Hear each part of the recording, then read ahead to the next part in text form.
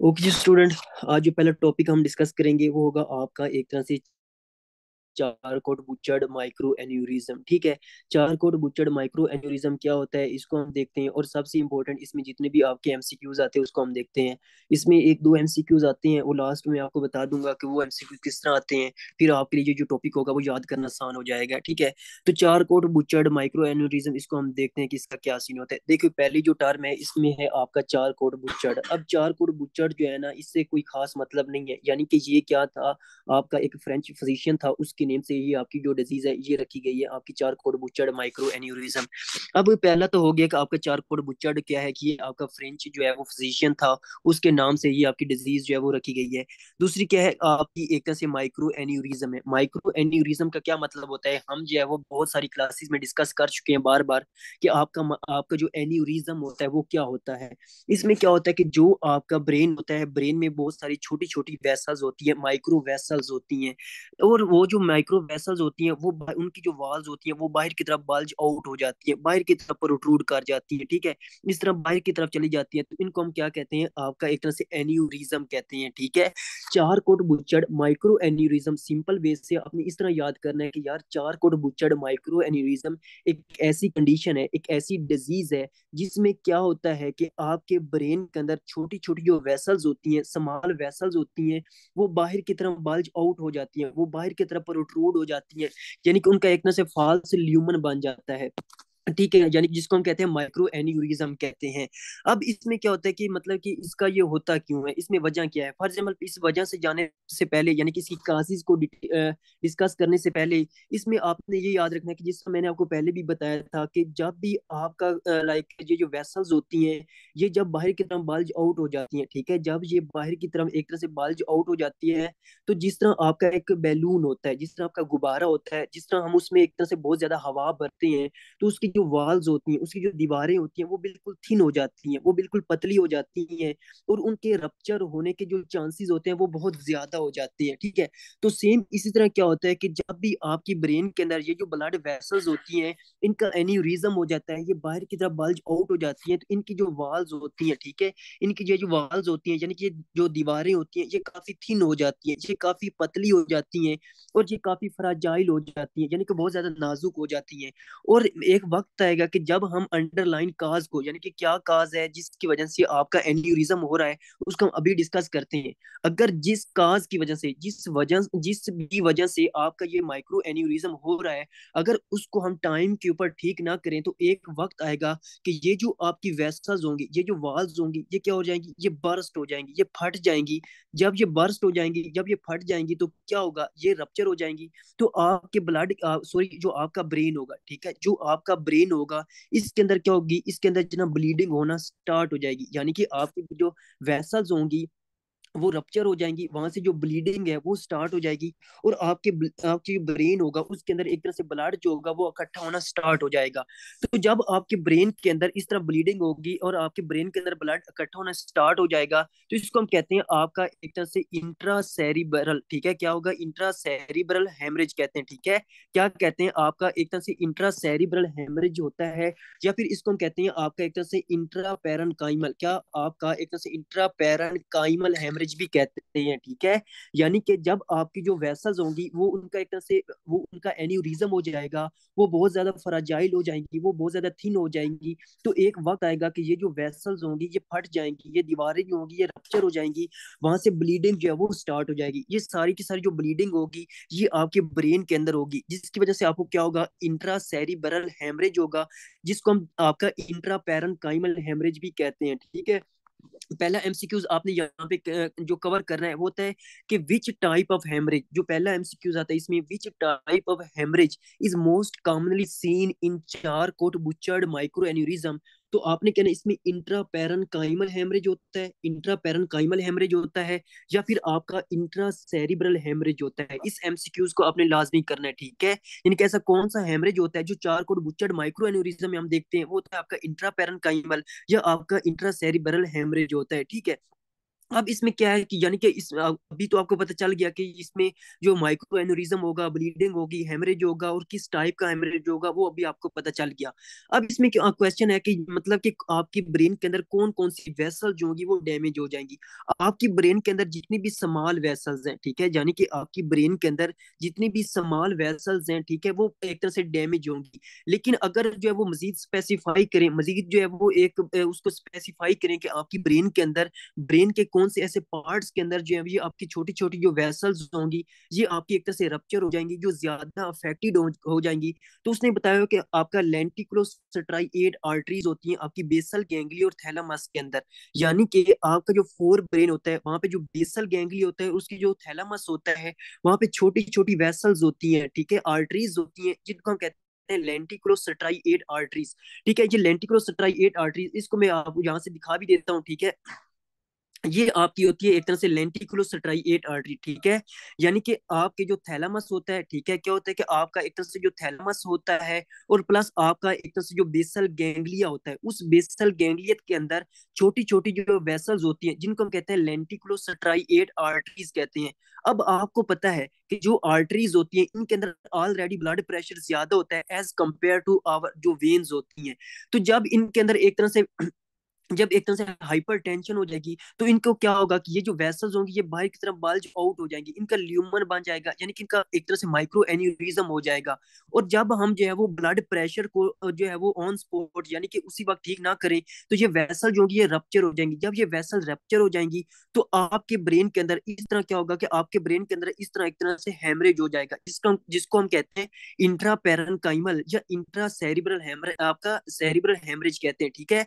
ये आपकी होती हैं, यानी कि यहाँ पे आपका थैलामस और आपके बेसल गैंग्लिया के अंदर ये छोटी छोटी ब्लड वेसल्स होती हैं जिनका क्या हो जाता है, जिनमें आपका एक तरह से माइक्रो एन्यूरिज्म हो जाता है, ठीक है। आई होप सो कि आपको समझ आ चुकी होगी कि इसमें कौन कौन सी ऐसी वेसल्स होती हैं वो डैमेज हो जाती हैं। होती तो आपके ब्रेन के अंदर कोई भी छोटी छोटी जो वेसल्स होती है वो डैमेज हो सकती हैं, लेकिन इसने बताया हुआ कि जो आपका बेसल गैंग्लिया और थैलामस की जो लेंटिकुलोस्ट्राइएट आर्टरीज होती हैं वो ज्यादा अफेक्टेड होंगी, क्योंकि आर्टरीज के अंदर ऑलरेडी ब्लड प्रेशर ज्यादा होता है। और ये जो आपकी बेसल गैंग्लिया और थैलामस है इनके अंदर जो है जो है वो छोटी छोटी वेसल्स हैं और वो भी आर्टरीज हैं।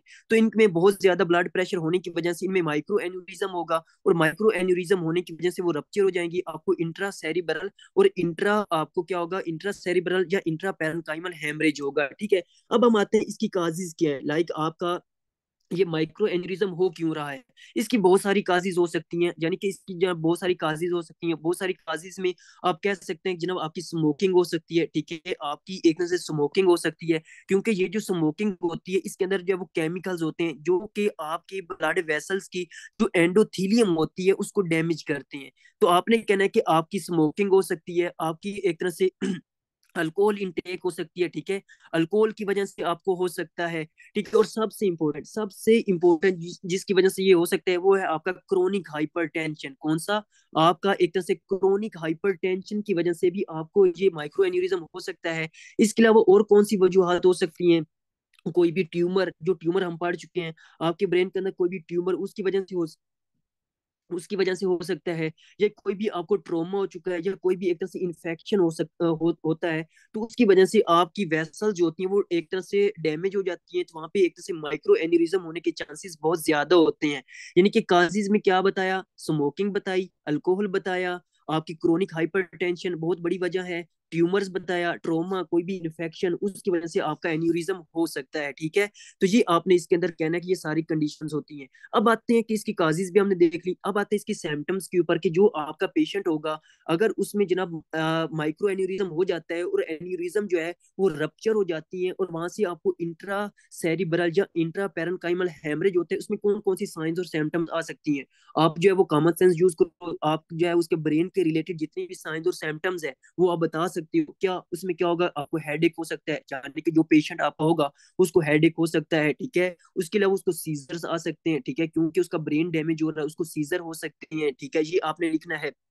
उसके अलावा अगर उसकी कोई भी लाइक अगर उसके अलावा जो उसकी एक तरह से कोई भी नर्व डैमेज हो रही है, तो उस नर्व के रिलेटेड उसको साइंस और सिम्टम्स आएंगे। फॉर एग्जाम्पल उसकी अगर ऑप्टिक नर्व डैमेज हो रही है, ठीक है, ऑप्टिक नर्व डैमेज हो रही है, तो उसको क्या होगा, उसको ब्लाइंडनेस हो सकती है, ठीक है। उसके अलावा अगर उसको एक तरह से जो ओकुलोमोटर नर्व डैमेज हो रही है, या उसको वेस्टिबुलोकोक्लियर नर्व डैमेज हो रही है, तो उसकी हेयरिंग लॉस हो सकती है, ठीक है, ये आप लिख सकते हो। उसके अलावा अगर मतलब कि उसके अंदर जो है वो बहुत ज्यादा ही ये रहा है कि मतलब कि बहुत ज्यादा एक तरह से ब्लीडिंग हो रही है, तो एक तरह से अनकॉन्शियस भी हो सकता है, यानी कि वो बेहोश भी हो सकता है, ठीक है। तो ये आपने इसमें सिम्टम्स लिख लेने हैं कौन कौन से, यानी कि आप लिख सकते हो जनाब, इसमें हेडेक हो सकता है, इसमें सीजर हो सकता है, इसमें जो नर्व्स वगैरह डैमेज होने की वजह से उस नर्व के रिलेटेड साइंस और सिम्टम्स आ सकते हैं। ऑप्टिक न्यूराइटिस होने की वजह से उसको एक तरह से ब्लाइंडनेस हो सकती है, ठीक है। उसके बाद उसकी जो वेस्टिबुलोकोक्लियर नर्व डैमेज होने की वजह से उसको हियरिंग लॉस हो सकता है। उसके अलावा अगर बहुत ज्यादा उसको ब्लीडिंग हो, तो उसको एक तरह से जो है वो अनकॉन्शियस हो सकता है। ये सारी कंडीशन, नोजिया, वोमिटिंग, ये सारी कंडीशन आप उसके अंदर जो है वो लिख सकते हो, ठीक है। तो जी आपने जो है चारकोड बूचड़ माइक्रो एन्यूरिज्म के अंदर जो है वो बातें लिखनी है।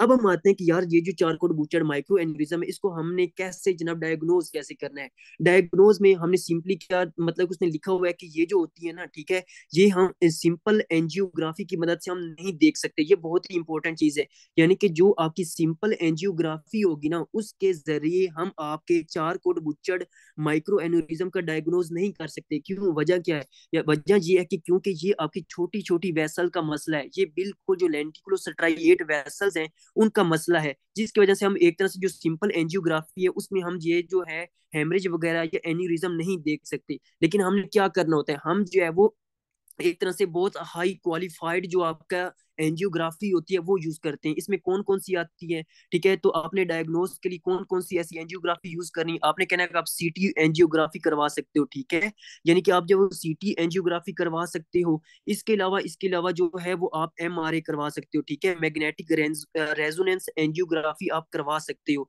इसके अलावा अगर आप करवाना चाहो तो आप जो वो क्रेनियल अल्ट्रासोनोग्राफी, ठीक है, क्रेनियल अल्ट्रासोनोग्राफी भी आप करवा सकते हो, ठीक है। तो इनके बिना के ऊपर ये जो डायग्नोसिस है, आपका सीटी एंजियोग्राफी करवा सकते हो, आप मैग्नेटिक रेजोनेंस एंजियोग्राफी करवा सकते हो, आप जो है वो क्रेनियल जो है वो अल्ट्रासोनोग्राफी की मदद से आप ये सारी चीजें जो है वो करवा सकते हो, ठीक है। जो सीटी एंजियोग्राफी और एमआरआई की मदद से आप जो वो ब्लड वेसल्स को देखोगे, और अल्ट्रासोनोग्राफी की मदद से आप जो आपको जो हेमरेज हो रहा है, ठीक है, जो आपको ब्लीडिंग हो रही है, उनको आप देख सकते हो, ठीक है। तो ये आपने इसके मतलब डायग्नोज करना है। अब आते हैं इसकी मतलब हमने इसको ट्रीट कैसे करना है। ट्रीट अंडरलाइन काज को ट्रीट करें, मतलब कि क्या अंडरलाइन काज, यानी कि उसको अगर हाइपर टेंशन हो रहा है तो आप हाइपर टेंशन को ट्रीट करें, ठीक है। अगर उसको कोई भी इन्फेक्शन हो रहा है, ठीक है, तो आप उसको इन्फेक्शन वगैरह से बचाने के लिए एंटीबायोटिक्स वगैरह दे सकते हैं। स्मोकिंग कर रहा है तो उसको आपने ये नहीं कहना कि आप ज्यादा से ज्यादा स्मोकिंग करो, आप उसको आपने कहना कि यार कम स्मोकिंग करो, ठीक है, अल्कोहल वगैरह का जो है वो कम यूज करवाना है। ये सारी चीजें आप उसको बता सकते हो, ठीक है, यानी कि ट्रीट करनी है आपने अंडरलाइन काज को, ठीक है। तो ये सारी कंडीशन आती हैं इसके अंदर आपकी चारकोड बुच्चड़ माइक्रो एन्यूरिज्म के अंदर, किसमें हमने कैसे जो है वो ट्रीट करना है। इसके अलावा जो है अगर आपको बहुत ज्यादा हेमरेज हो रहा है, वो जनाब हेमरेज को आप जो है वो ओपन क्रेनियोटोमी कर सकते हो। हम जो है आपके इंशाल्लाह इंशाल्लाह न्यूरो सर्जरी में पढ़ेंगे, आपको जो है वो ओपन क्रेनियोटोमी कर सकते हो, ठीक है, यानी कि आप जो है वो उसकी सारी जो खोपड़ी होती है उसको खोल के जनाब उसमें जो है जो हेमरेज हो है उसको ठीक कर सकते हो। या फिर हमारे पास होता है बार होल सर्जरी, हम पढ़ेंगे, आपने परेशान नहीं होना, ठीक है। आपने सिंपल इसके सर्जरी लिख लेनी है, ठीक है। आप ट्रीटमेंट में जो मैंने आपको बताया कि अंडरलाइन काज को ट्रीट करें कि आप सर्जरी कर लें, ठीक है, हम पढ़ेंगे वहां पे बार होल सर्जरी होती है, ओपन क्रेनियोटोमी करते हैं, ये सारी चीजें हम जो है उस हम पढ़ेंगे आपकी न्यूरो सर्जरी के अंदर। ये था आपका एक तरह से चार कोड बुच्चड़ माइक्रो एन्यूरिज्म। जल्दी से मैं रिवाइज करता हूँ, आपने कहना कि चार कोड बुच्चड़ माइक्रो एन्यूरिज्म एक ऐसी कंडीशन होती है जिसमें क्या होता है कि किसी भी वजह से स्मोकिंग की वजह से, अल्कोहल की वजह से, क्रोनिक हाइपरटेंशन, ट्रोमा, या कोई भी ट्यूमर की वजह से आपके ब्रेन के अंदर जो छोटी छोटी वेसल्स होती हैं वो बाहर की तरफ बाल्ज आउट हो जाती हैं, यानी कि वो बाहर की तरफ जो है वो प्रोट्रूड हो जाती हैं, यानी कि उनका एक तरह से एन्यूरिज्म हो जाता है। जब भी उनका एन्यूरिज्म हो जाता है तो वो जो आपकी जो वाल्स होती हैं वो आपके वीक हो जाती है। जब वो बहुत ज्यादा वीक हो जाती हैं तो उनके एक तरह से बर्स्ट होने के, उनके फट जाने के जो चांसेस होते हैं वो बहुत ज्यादा होते हैं। तो जब भी हम अंडरलाइन काज को फौरन जो है वो ट्रीट नहीं करेंगे तो एक वक्त आएगा कि आपकी जो ब्लड वेसल्स होंगी वो रप्चर हो जाएंगी। तो जब वो रप्चर हो जाएंगी तो आपका इंट्रा सेरिब्रल यानी कि आपकी ब्रेन के अंदर जो ब्लीडिंग होना स्टार्ट हो जाएगी, और इसकी वजह से जो आपको हेमरेज होगा वो होगा आपको इंट्रा सेरिब्रल या इंट्रा पेरेन्काइमल हेमरेज आपको देखने को मिलेगा, ठीक है। और ये आपकी मेनली जो स्मॉल वेसल्स होती हैं, स्पेशली जो आपकी बेसल गैंग्लिया और थैलेमस के अंदर जो लेंटिकुलर स्ट्राइएट आर्टरीज होती हैं, उनको डैमेज करती हैं। क्योंकि आर्टरीज एक तो वो बहुत ज्यादा जो है वो साइज में कम होती हैं, वो छोटी होती हैं, और आर्टरीज के अंदर आपका ब्लड प्रेशर भी ज्यादा होता है। ठीक है, और फिर आपने जो है वो इनको जो है वो डायग्नोज कैसे करना है, डायग्नोज जो है वो आपने आपकी सीटी एंजियोग्राफी करवा सकते हो, आप जो है वो एमआरआई करवा सकते हो, आप जो है वो ब्लीडिंग वगैरह को देखने के लिए क्रेनियल जो है वो अल्ट्रासोनोग्राफी करवा सकते हो। और ट्रीटमेंट में जो आपने अंडरलाइन काज को ट्रीट करना है, या फिर आप सर्जरी करवा सकते हो। ठीक है, तो ये था आपका एक तरह से Charcot Bouchard microaneurysm. I hope so कि आपको जो है वो चीजें जो है वो समझ आ चुकी होंगी। अब हम आते हैं आपके नेक्स्ट जो आपका जो मजीद जो टॉपिक है उसको हम देखते हैं कि इसमें ये क्या सीन होता है। फिर जो है हम आगे बढ़ते हैं। अच्छा, पहला आता है आपका एक तरह से फ्रंटो टेम्पोरल डिमेंशिया। कि आपका जो फ्रंटो टेम्पोरल डिमेंशिया, इसका क्या मतलब होता है। देखो, फ्रंटो टेम्पोरल डिमेंशिया को डिस्कस करने से पहले हम जहाँ पर जो एक तरह से आपकी जो टर्म है डिमेंशिया, इसको जल्दी से हम देख लेते हैं कि इसका क्या सीन होता है। देखो, डिमेंशिया आपने सिंपल ये याद रखना है कि डिमेंशिया किसको कहते हैं। डिमेंशिया आपने कहना है कि एक इसको हम आपने इस तरह याद रखना है कि ये एक ऐसी न्यूरो डीजेनरेटिव कंडीशन होती है। क्या होती है, आपने कहना है कि ये एक ऐसी न्यूरो डीजेनरेटिव कंडीशन होती है जिसमें क्या होता है कि किसी भी वजह से, यानी कि किसी भी वजह से आपके जो ब्रेन सेल होते हैं, ठीक है, आपके ब्रेन सेल डैमेज हो जाते हैं।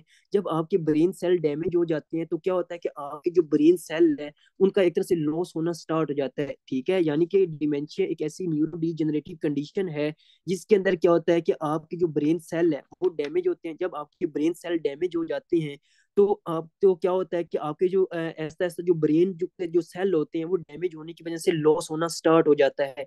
तो फिर क्या होता है कि आपको वक्त के साथ साथ क्या होती है कि आपको मेमोरी लॉस होना स्टार्ट हो जाती है। ठीक है, यानी कि वक्त के साथ साथ आपको चीजें जो है वो भूलना स्टार्ट हो जाती हैं। और इसके अलावा क्या होता है कि आपको एक तरह से वक्त के साथ साथ आपकी जो इंटेलेक्चुअल डिसेबिलिटी है वो हो जाती है। यानी कि आपका जो एक तरह से आईक्यू लेवल है, जो आपकी जहानत है, वो काम होना स्टार्ट हो जाती है। तो इसको हम कहते हैं डिमेंशिया। ठीक है, यानी कि अगर आपसे कोई पूछे कि डिमेंशिया क्या है, तो आपने सिंपली ये कहना है कि यार डिमेंशिया एक ऐसी न्यूरो डिजेनरेटिव कंडीशन है जिसमें क्या होता है कि किसी भी वजह से आपकी जो ब्रेन सेल है वो डैमेज होते हैं। जब ब्रेन सेल डैमेज हो जाते हैं तो आपकी जो ब्रेन सेल है उनका लॉस हो जाता है। जब ब्रेन सेल का लॉस हो जाता है तो वक्त के साथ साथ जो होती है ना, आपकी जो मेमोरी लॉस होना स्टार्ट हो जाती है, और आपका जो इंटेलेक्चुअल डिसेबिलिटी है वो होना स्टार्ट हो जाती है। ठीक है, तो इसको हम कहते हैं डिमेंशिया।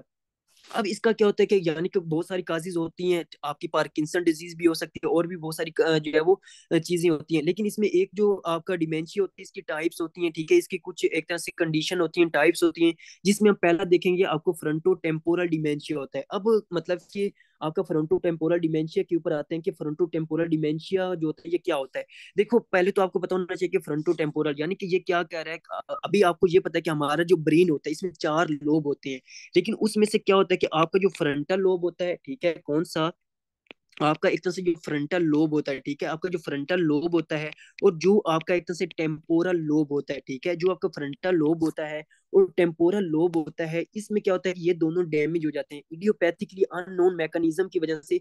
ये दोनों क्या होते हैं, डैमेज हो जाते हैं। जब आपके फ्रंटल लोब और टेम्पोरल लोब डैमेज हो जाते हैं तो उसकी वजह से आपको डिफरेंट साइंस और सिम्टम्स आते हैं। ठीक है, अभी सिर्फ आपने ये समझना है, डिमेंशिया के बारे में आपको पता चल गया कि डिमेंशिया क्या होता है। अभी सिर्फ आपने आना है कि फ्रंटो टेम्पोरल में क्या होता है कि आपकी जो फ्रंटल लोब होती है और आपका जो टेम्पोरल लोब होता है वो क्या होते हैं, वो आपके डैमेज हो जाते हैं। जब वो डैमेज होते हैं तो आपको डिफरेंट साइंस और सिम्टम्स जो है वो देखने को मिलते हैं।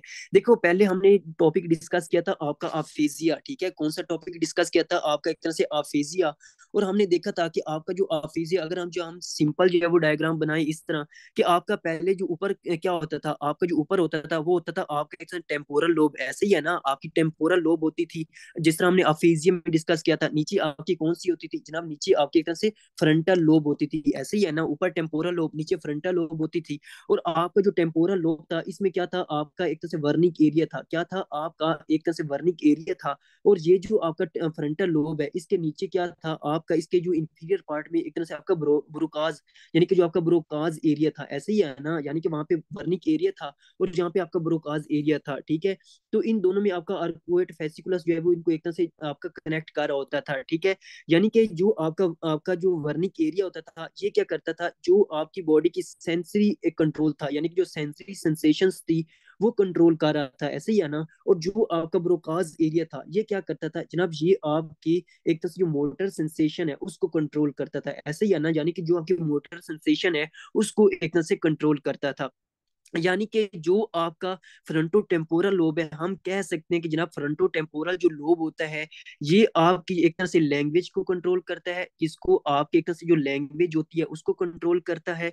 इसके अलावा जो आपकी कम्युनिकेशन होती है, कौन सी आपकी एक तरह से जो कम्युनिकेशन होती है उसको कंट्रोल करता है, ठीक है। क्या करता है कि आपका एक तरह से जो होती है दूसरी कम्युनिकेशन, ठीक है, आपकी एक तरह से जो कम्युनिकेशंस होती है उसको एक तरह से कंट्रोल करता है, यानी कि आपकी लैंग्वेज को कंट्रोल करता है, आपकी कम्युनिकेशंस को कंट्रोल करता है। और आपकी एक तरह से जो मूवमेंट होती है, क्योंकि जो आपका ब्रोकाज एरिया होता है ये मोटर सेंसेशन को कंट्रोल करता है, तो ये आपकी मूवमेंट को कंट्रोल करता है। और इसके अलावा ये क्या करता है, आपके जो इमोशंस होते हैं उन इमोशंस को भी कंट्रोल करता है, ठीक है। क्योंकि आपके जो इमोशंस होते हैं आप किस तरह एक्सप्रेस कर रहे होते हैं, आप अपनी कम्युनिकेशन के जरिए अपने इमोशन को एक्सप्रेस कर रहे होते हैं ना।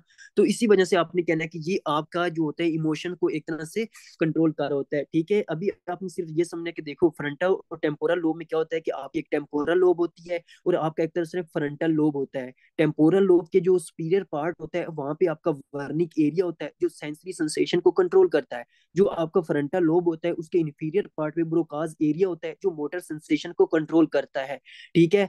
यानी कि हम कह सकते हैं कि जनाब ये जो आपका फ्रंटो टेम्पोरल लोब है ये दोनों आपकी लैंग्वेज को कंट्रोल करते हैं, आपकी कम्युनिकेशन को कंट्रोल करते हैं, आपकी मूवमेंट और मोशंस को एक तरह से कंट्रोल करते हैं, ठीक है। ये सारा काम इनके पास होता है। अब होता क्या है कि यानी कि किसी भी इडियोपैथी की वजह से, यानी कि इडियोपैथिकली अननोन मैकेनिज्म की वजह से आपका जो फ्रंटल और टेम्पोरल लोब होते हैं ये डैमेज हो जाते हैं, ठीक है। अननोन मैकेनिज्म की वजह से आपके जो फ्रंटल और टेम्पोरल लोब होते हैं ना ये डैमेज हो जाते हैं। इसमें क्या होता है कि आपके एबनॉर्मल प्रोटीन्स होते हैं और उन प्रोटीन्स को हम कहते हैं टॉउ प्रोटीन्स, ठीक है। यानी कि हम कहते हैं उनको एबनॉर्मल प्रोटीन्स होते हैं जिनको हम कहते हैं टॉउ प्रोटीन्स कहते हैं, या फिर हम एक तरह से पिक बॉडीज भी कहते हैं उनको, ठीक है, पिक बॉडीज भी कहते हैं। और इसके अलावा आपकी बुक के ऊपर उसने लिखा हुआ है यूबिक्यूनेटेड TDP43, यानी कि ये सारे क्या होते हैं कि आपके एक तरह से एबनॉर्मल प्रोटीन्स होते हैं। अब ये जो एबनॉर्मल प्रोटीन्स होते हैं जिसमें आपका टाउ प्रोटीन या पिक बॉडी या आपका यूबिक्यूनेटेड TDP43 जो होते हैं ये क्या होते हैं जनाब, ये आपके ये जो आपका एक तरह से फ्रंटो टेम्पोरल लोब होते हैं इनके अंदर आके अकोमुलेट हो जाते हैं। इनके अंदर जनाब ये इकट्ठे हो जाते हैं, जब ये इनके अंदर इकट्ठे होते हैं इनके अंदर आके अकोमुलेट होते हैं, तो वो क्या करते हैं जनाब, आपके फ्रंटल और टेम्पोरल लोब को डैमेज करते हैं। जब आपके फ्रंटल और टेम्पोरल लोब को डैमेज करते हैं तो इसका मतलब ये होगा कि जो आपका वर्निक एरिया होगा और आपका ब्रोकाज एरिया होगा ये भी डैमेज होगा। जब आपका वर्निक और ब्रोकाज एरिया डैमेज होगा तो इसका मतलब ये हुआ कि आपको जो सेंसरी सेंसेशन होगी वो भी डैमेज होगी और आपकी जो मोटर सेंसेशन होगी वो भी डैमेज होगी। तो इसमें इन लोगों में क्या होगा, इनमें एक तरह से लैंग्वेज इंपेयरमेंट होगी, यानी कि ये इनका जो एक तरह से बोलने का अंदाज है वो बिल्कुल जो है वो खत्म हो जाएगा। जिस तरह हमने आफीजिया में पढ़ा था कि आपका जो अफेजिया होता है वो उसकी मतलब कि आपका कुछ मोटर होता है, मोटर होती थी, कुछ आपकी एक तरह से जो है वो सेंसरी होती थी, ये सारी हमने पढ़ी थी। तो उस हिसाब से आप यहाँ पे लिख लेना कि इसमें क्या होता है कि आपकी लैंग्वेज प्रॉब्लम होगा। जब लैंग्वेज होगा उनमें कम्युनिकेशन सही तरह नहीं होगी, उनमें कम्युनिकेशन का मसला होगा, ठीक है। उसके ब्रोकाज एरिया उनमें मूवमेंट का जो है वो मसला होगा, लाइक वो प्रॉपर जो है वो वॉक नहीं कर सकेंगे, एबनॉर्मल मूवमेंट होगी, ठीक है। उसके अलावा इनके एक तरह से इमोशनल इंपेयरमेंट होगी, ठीक है। दूसरा इन लोगों में क्या होता है, दूसरा ये जो आपके फ्रंटल लोब होते हैं, जो टेम्पोरल लोब होते हैं ना, ये आपके बिहेवियर को भी कंट्रोल कर रहे होते हैं, ठीक है। यानी कि ये क्या करते हैं, आपकी जो बिहेवियर होता है उसको एक तरह से कंट्रोल कर रहे होते हैं, ठीक है। यानी कि आप जो अपना बिहेवियर किस तरह शो करते हो, यानी कि आप अपनी ही हरकतों से अपने दूसरे को बिहेवियर शो करते हो, ऐसे ही है ना। इसका मतलब ये हुआ कि आप अपनी मूवमेंट के जरिए, ठीक है, क्या करते हो, अपने बिहेवियर को शो करते हो। तो हमने ये पढ़ा कि इसका जो एक तरह से ब्रोकाज एरिया होता है वो आपकी एक तरह से मोटर कंट्रोल करता है, मोटर सेंसेशन को कंट्रोल करता है। तो इसका मतलब ये हुआ कि वो अपने एक तरह से जो आपके बिहेवियर होता है उसको कंट्रोल करता है। तो ये जो लोग होंगे इनमें क्या होगा कि एबनॉर्मल बिहेवियर होगा, इनका जो बिहेवियर होगा वो बिल्कुल एबनॉर्मल होगा। यानी कि जनाब ये उल्टी सीधी हरकतें करेंगे। जब भी आपका क्राउड हो, जब भी यहाँ पे जो एक तरह क्राउड होता है या बहुत सारे लोगों में खड़े होंगे तो उनकी जो एक तरह से मूवमेंट होगी या उनका एक तरह से दूसरा बिहेवियर होगा वो अजीब होगा। तो ये सारी कंडीशन हम किसके अंदर देख सकते हैं, ये हम देखते हैं आपका फ्रंटो टेम्पोरल डिमेंशिया के अंदर, ठीक है। अभी आपने जो फ्रंटो टेम्पोरल डिमेंशिया को एक और आपने नाम लिखना है वो थी आपकी पिक डिजीज, इसको हम कहते हैं आपके एक तरह से पिक डिजीज भी कहते हैं, ठीक है। पिक डिजीज क्यों कहते हैं? क्योंकि आपके फ्रंटल और टेम्पोरल लोब के अंदर आपके टाउ प्रोटीन या पिक बॉडीज जो होती हैं वो इडियोपैथिकली अननोन मैकेनिज्म की वजह से ये इकट्ठी हो जाती हैं, जिसकी वजह से वो आपके फ्रंटल और टेम्पोरल लोब को डैमेज करती हैं, और आपकी सेंसरी सेंसेशन और मोटर सेंसेशन जो होती है वो डैमेज हो जाती है, जिसकी वजह से आपको लैंग्वेज का मसला बनता है, कम्युनिकेशन का मसला बनता है, मूवमेंट का मसला बनता है, इमोशंस का मसला बनता है, आपका बिहेवियर, और अब ये सारी चीजें जो होती हैं उसको उनमें सारा जो है वो चीजें आती हैं, ठीक है। तो ये होता है आपका एक तरह से फ्रंटो टेम्पोरल डिमेंशिया कि इसके अंदर ये सारा क्या सीन होता है।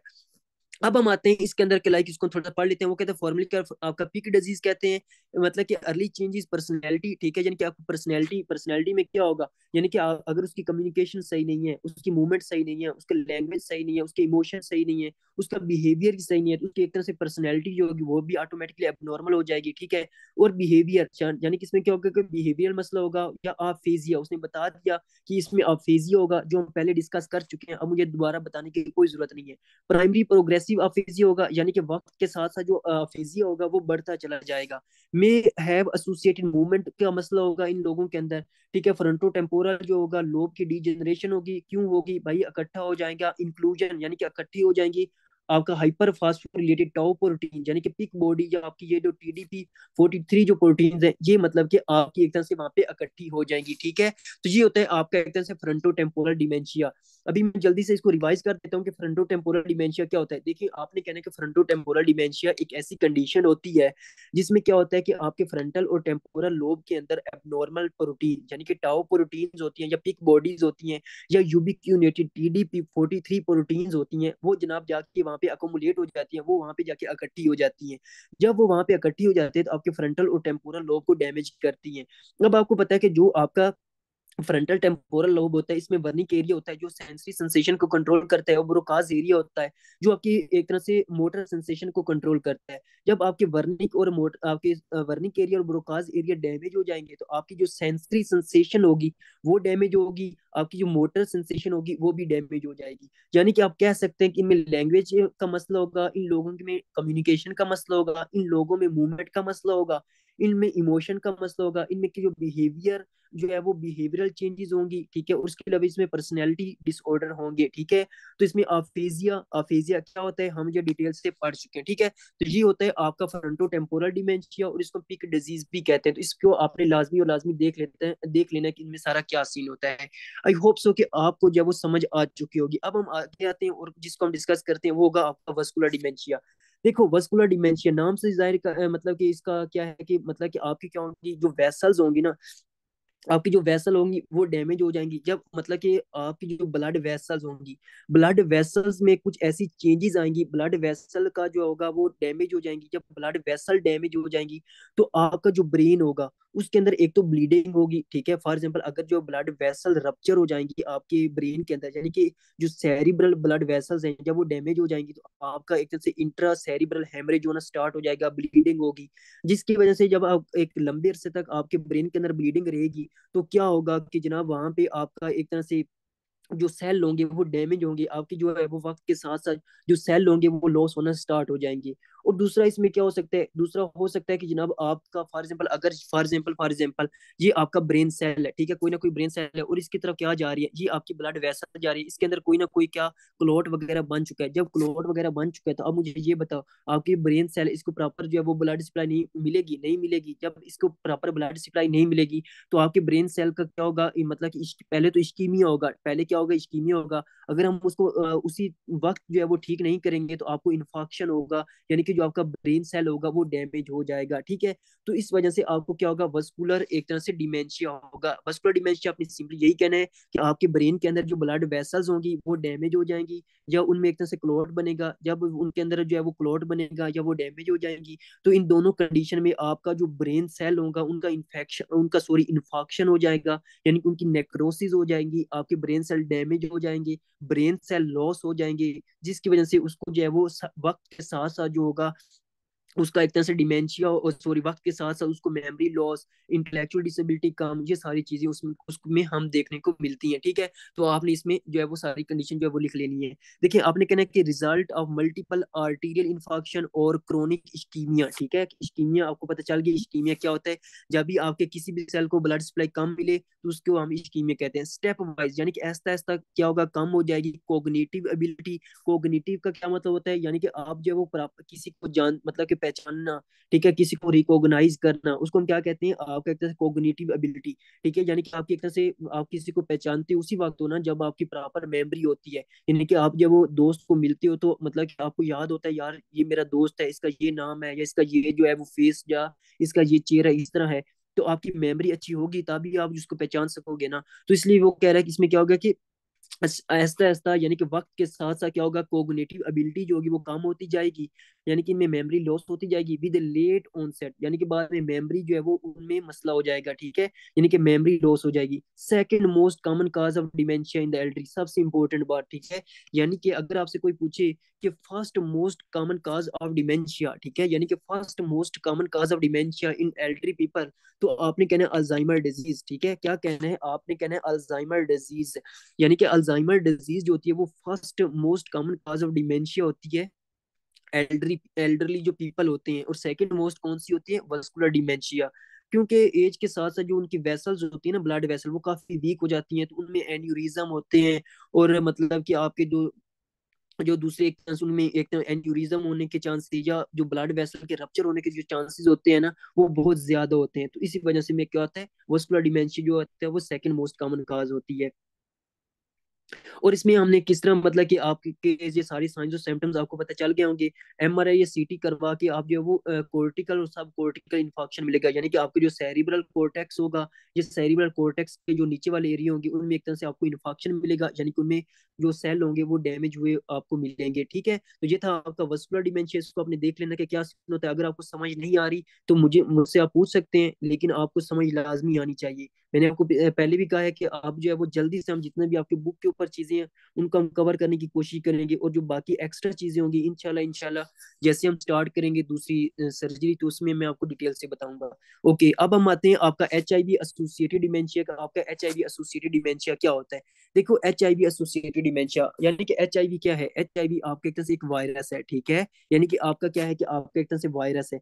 जब भी आपको एच आई वी जो है इन्फेक्शन होता है, जब भी आपको एच आई वी जो वायरस होता है वो अटैक करता है, तो इसकी एक कॉम्प्लिकेशन ये होती है कि ये जनाब आपके ब्रेन के ऊपर भी अटैक करता है। ठीक है, यानी कि ये आपके ब्रेन के अंदर जब वो ट्रांसफर हो जाता है और आपके ब्रेन को सेल को एक तरह से डैमेज करना स्टार्ट कर देता है। जब वो एच आई वी जो एक वायरल इन्फेक्शन है, यानी कि एक वायरल वायरल इन्फेक्शन होगा आपके ब्रेन के अंदर, तो वो आपके ब्रेन के सेल को डैमेज करेगा। जब वो आपके ब्रेन के सेल को डैमेज करेगा तो हम पढ़ चुके हैं स्टार्टिंग में ही कि इसमें क्या होगा, डिमेंशिया हो जाएगा। ठीक है, तो आपने कहना है इसमें इस इन लोगों में क्या होगा, एच आई वी जो वायरस है वो एक जो है वो उनके ऊपर अटैक करेगा। फिर वो क्या करेगा, वही जो वायरस होगा वो आपके ब्रेन तक जो है वो चला जाएगा, ट्रांसफर हो जाएगा और ब्रेन सेल को डैमेज करेगा। जब ब्रेन सेल को डैमेज करेगा तो आपको जो है वो डिमेंशिया हो जाएगा। और डिमेंशिया क्या होता है हम पढ़ चुके हैं। और इसके अलावा आपके ब्रेन के दूसरे सेल को भी डैमेज करेगा और उस लिहाज से आपको डिफरेंट साइंस और सिम्टम्स मिलेंगी। आप इसमें जो है वो दूसरी चीजें लिख सकते हो, यानी कि जो भी ब्रेन के रिलेटेड जितने भी साइंस और सिम्टम्स है ना,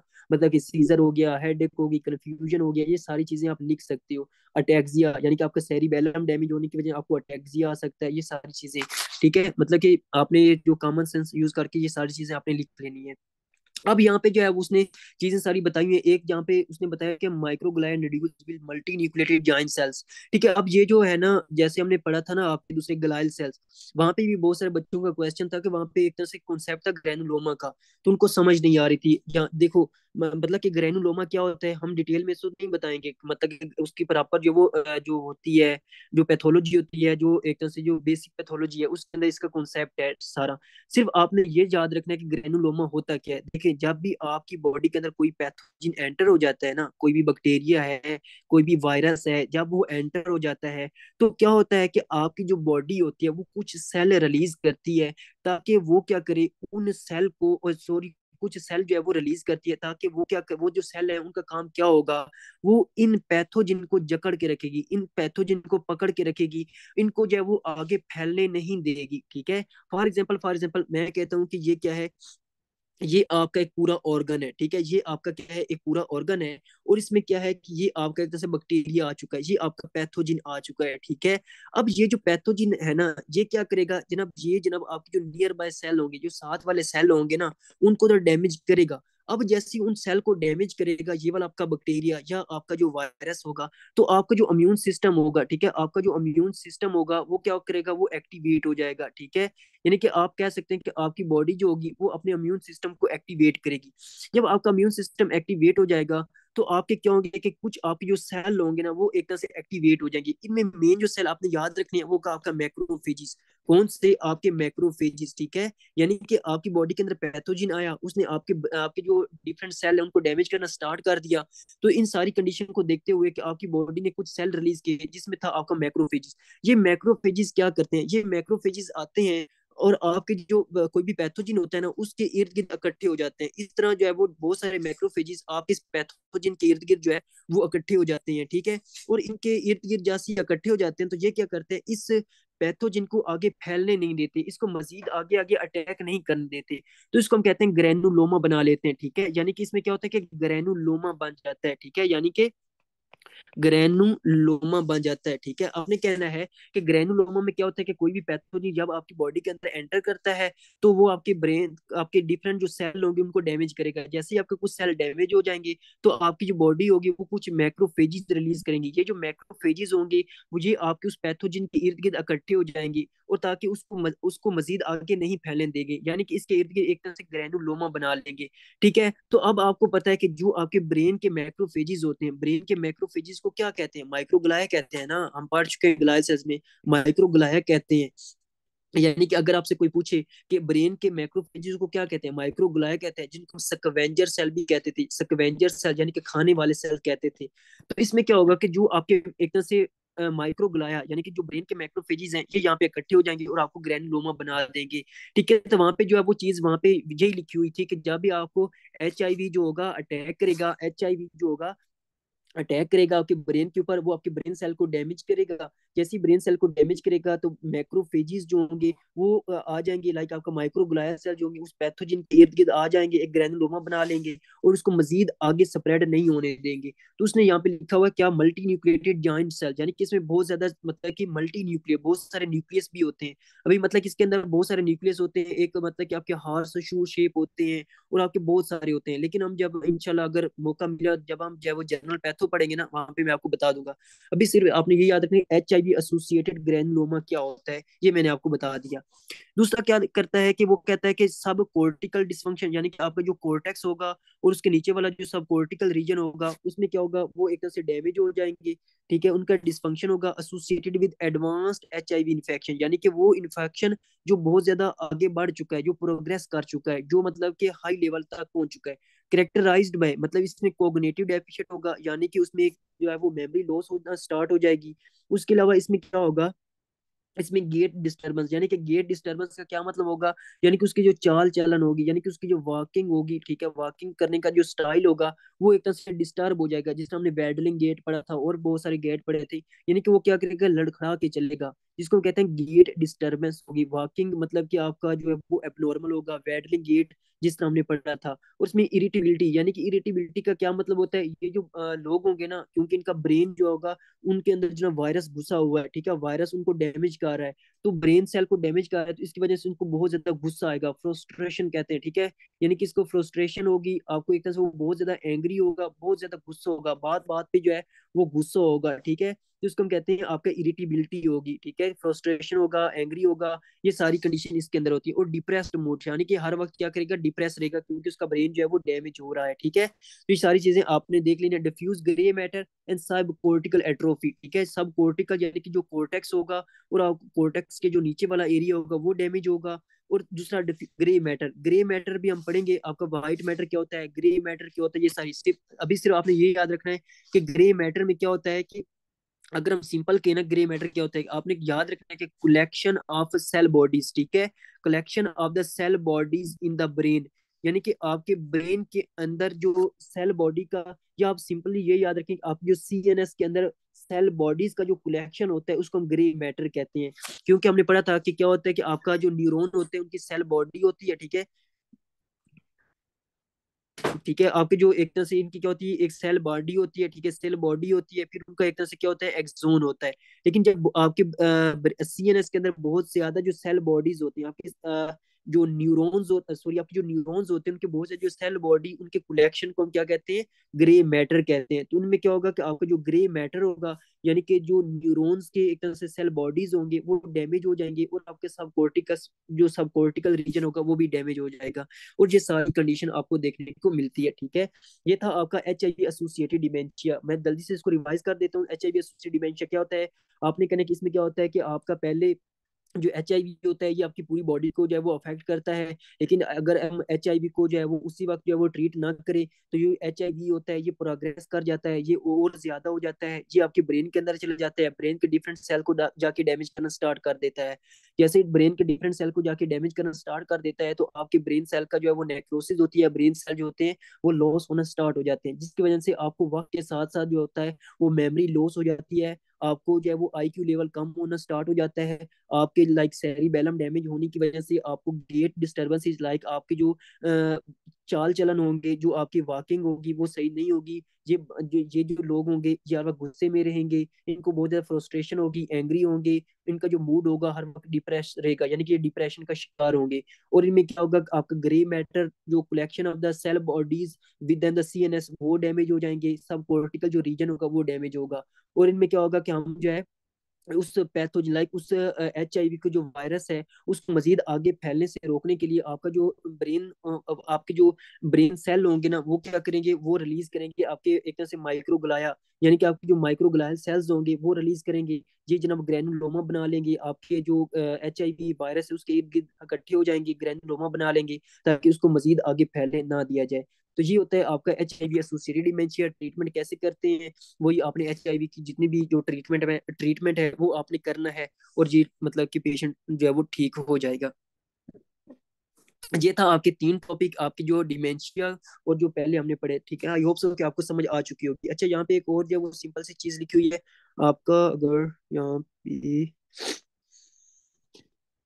हाँ यहाँ पे मैं आपको यहाँ इससे भी रीड करवा देता हूँ, ये भी मतलब कि आसान ही है। इसमें उसने डिमेंशिया के बारे में बताया हुआ कि आपका डिमेंशिया क्या होता है। डिमेंशिया मैंने आपको बता दिया क्या होता है, लेकिन उसने कुछ काजेज बताई हुए हैं। काजेज मैं कुछ आपको बायोकेम के अंदर बता चुका हूँ, और कुछ जो है वो यहाँ पे मैं आपको बता देता हूँ क्या सीन होता है। लेकिन इसमें क्या होता है कि decrease in cognitive ability, memory function with intact consciousness, ये सबसे इंपॉर्टेंट बात है। यानी कि ये जो लोग होंगे ना इनके अंदर एक तो मेमोरी लॉस होगी, ठीक है, इनके जो ब्रेन के फंक्शन होंगे वो तो कम होंगे, लेकिन वो एक तरह से होश में होंगे, बेहोश वगैरह नहीं होंगे। ये नहीं है कि जना वो हर वक्त कोमे में होंगे या उनमें एक तरह हर वक्त अनकॉन्शियस होंगे, वो बिल्कुल कॉन्शियस होंगे। लेकिन क्योंकि उनका ब्रेन सेल डैमेज हो रहा है, उनमें सिर्फ आपकी मेमोरी लॉस होगी और फंक्शनल जो इम्पेयरमेंट होगी, लेकिन जो कॉन्शियस होगा वो सही रहेगा, वो इंटैक्ट रहेगा।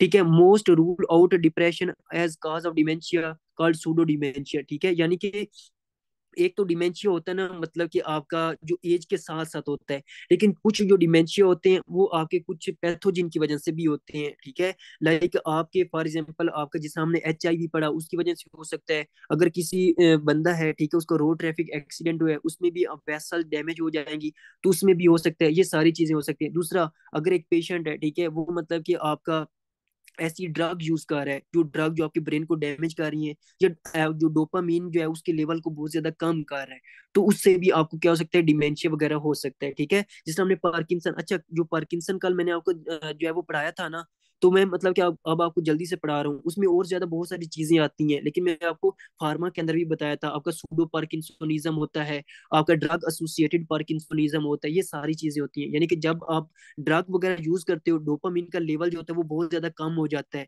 और हमने देखा था कि आपकी जो पार्किंसन की जो लेट फीचर था ना, जो लेट जो लाइक क्लिनिकल फीचर था वो डिमेंशिया ही था, ठीक है। तो इसलिए वो कह रहा है कि इसको हम कहते हैं अक्वायर्ड डिमेंशिया, ऐसा डिमेंशिया जो मतलब कि किसी ड्रग की वजह से हो रहा हो, या किसी एक तरह से पैथोजन की वजह से हो रहा हो, या रोड ट्रैफिक एक्सीडेंट होने की वजह से, वेसल डैमेज होने की वजह से हो रहा हो, तो उसको हम कहते हैं सूडो डिमेंशिया, ठीक है। तो उसको भी आपने देख लेना कि इसमें क्या सीन होता है। सूडो डिमेंशिया आप जो है वो चाहे डोपामिन के लेवल को कम करे हो ड्रग वगैरह के लेने की वजह से या किसी वायरस की वजह से, ये सारी चीजें होती हैं। अदर मतलब कि other reversible causes of dementia, यानी कि ऐसी काजेज, मतलब कि अगर जो है वो पार्किंसन हो जाए, लाइक अगर पार्किंसन डिजीज हो जाए, वहां पे जो डिमेंशिया होता है वो तो इरिवर्सिबल होता है ना, मतलब कि वो तो हम ठीक नहीं कर सकते, क्योंकि वो एज के साथ साथ होता था और वो एक तरह से न्यूरो डिजेनरेटिव होता था। ठीक है, उसको हम ठीक नहीं कर सकते। लेकिन अगर आपको क्या हो जाए, एक पेशेंट उसमें हाइपोथायरोडिज्म हो रहा है, ठीक है, और याद रखो कि आपका ये पहले जो बच्चा होता है ना, 1 से 2 साल तक, एक से पहले जो 2 साल होते हैं, पहले 2 साल तक उसका जो ब्रेन होता है वो डिवेल्प हो रहा होता है। और आपके जो थायराइड हार्मोन होते हैं, जो T3 और T4 हार्मोन होते हैं, वो आपके बच्चे के ब्रेन की डेवलपमेंट करवाते हैं। ठीक है, अगर इस दौरान, अगर पहले 2 साल के दौरान अगर मदर है या बच्चा है उसमें हाइपोथायरोडिज्म हो जाए ना, उसमें थायराइड की कमी हो जाए, तो आपकी ब्रेन का इम्पेयरमेंट हो जाएगी, लाइक आपकी जो ब्रेन है वो प्रॉपर डिवेल्प नहीं हो सकेगा। तो अगर आपने क्या, अगर वो बच्चा, अगर वो मदर है या बच्चा है उसमें हाइपोथायरोडिज्म हो रही है और वो 1-2 साल के अंदर अंदर है, तो आपने लाजमी उसको T3 और T4 जो है वो देने हैं। अगर आप T3 और T4 आप जो है उसी वक्त उसको नहीं दोगे, तो उसके ब्रेन की जो प्रॉपर डेवलपमेंट नहीं हो सकेगी, उसको जो है वो डिमेंशिया वगैरह के साइंस सिम्टम्स आएंगे। ठीक है, हाइपोथायरोडिज्म डिमेंशिया कैसे करवा सकता है? आपने कहना है कि T3 और T4 जो होते हैं ये आपकी ब्रेन की डेवलपमेंट करवाते हैं। अगर हाइपोथायरोडिज्म होगा, T3 T4 कम होगे, तो उसकी वजह से आपको डिमेंशिया हो सकता है। विटामिन B12 की डेफिशिएंसी की वजह से हमने देखा था कि जो विटामिन B9 होता है, विटामिन B9 जो होता है, इसमें जो आपका मिथाइल मेलोनिक एसिड होता है, ठीक है, आपका एक जो मिथाइल मेलोनिक एसिड होता है, मिथाइल मेलोनिक एसिड का जो लेवल होता है वो एक तरह से नॉर्मल रहता है। ठीक है, यानी कि जो विटामिन B9 होता है ना, इसमें मिथाइल मेलोनिक एसिड का जो लेवल होता है वो नॉर्मल रहता है। इसी वजह से क्या होता है कि विटामिन B9 की डेफिशिएंसी में आपका CNS रिलेटेड साइंस और सिम्टम्स नहीं आते। ठीक है, लेकिन जब विटामिन B12 की डेफिशिएंसी होती है, हमने वहां पे पढ़ा था, तो विटामिन B12 की डेफिशिएंसी होती है तो आपका मिथाइल मेलोनिक एसिड जो होता है ना, ये बहुत ज्यादा हो जाता है। जब मिथाइल मेलोनिक एसिड बहुत ज्यादा होता है, तो ये आपके ब्रेन को, आपके CNS को, यानी कि आपके ब्रेन और स्पाइनल कॉर्ड को डैमेज करता है। तो इसी वजह से आपके विटामिन B12 की डेफिशिएंसी में आपके CNS से रिलेटेड साइंस और सिम्टम्स आते हैं। तो जब भी विटामिन B12 की डेफिशिएंसी होगी, मिथाइल मेलोनिक एसिड का लेवल जो होगा वो ज्यादा होगा, ये आपके ब्रेन को डैमेज करेगा और आपको डिमेंशिया हो सकता है। न्यूरोसाइफिलिस हम पढ़ेंगे, ये भी आपकी सेक्सुअली ट्रांसमिटेड डिजीज होती है और ये आपके ब्रेन को डैमेज करती है। इंशाल्लाह इंशाल्लाह हम जो है वो कल या 1-2 लेक्चर के बाद पढ़ेंगे, ये भी आपकी आएगी न्यूरोसाइफिलिस के आते हैं। ठीक है, उसके अलावा आपको जो हाइड्रोसेफलस, ठीक है, अगर आपको मतलब कि नॉर्मल प्रेशर हाइड्रोसेफलस हो, यानी कि ऐसी कंडीशन जिसमें क्या हो कि आपके ब्रेन के अंदर जो CSF है वो अकोमुलेट हो रहा है, इंट्राक्रेनियल प्रेशर ज्यादा हो रहा है और वो आपके ब्रेन के डिफरेंट सेल को डैमेज कर रहा है, तो उसमें आपको क्या हो सकता है, आपको डिमेंशिया हो सकता है। ठीक है, तो ये आपने इन लोगों के अंदर देख लेना है कि डिमेंशिया की क्या क्या काज हो सकती है और इनकी मतलब कि जो काजेज हैं उनकी भी क्या काज है। हाइपोथायरॉयडिज्म की वजह से आपको डिमेंशिया हो रहा है तो क्यों हो रहा है, B12 की डेफिशिएंसी की वजह से अगर आपको डिमेंशिया हो रहा है तो क्यों हो रहा है, और विटामिन B9 की डेफिशिएंसी की वजह से आपको डिमेंशिया क्यों नहीं होता। न्यूरोसाइफिलिस तो हम पढ़ेंगे, और इसके अलावा हाइड्रोसेफलस, यानी कि इसमें क्या होता है कि एपिसोडिकली जो होता है ना, आपका जो इंट्राक्रेनियल प्रेशर होता है वो ज्यादा होता है, मतलब कभी ज्यादा होता है कभी कम होता है, तो इसमें आपको क्या होता है, आपको जो ब्रेन होता है वो डैमेज हो जाता है। ठीक है, तो इसको, ये जो आपकी थी, ये वाला आपको पैराग्राफ ये भी आपने रीड कर लेना है। बाकी आपकी ये जो डिजीज है इसको हम पढ़ लेंगे, पार्किंसन तो हमने देख ली थी। ठीक है, इसके अलावा अब हम आते हैं आपके जो टॉपिक आज को डिस्कस करना है मजीद। अच्छा, ये वाला है मोटर साइन।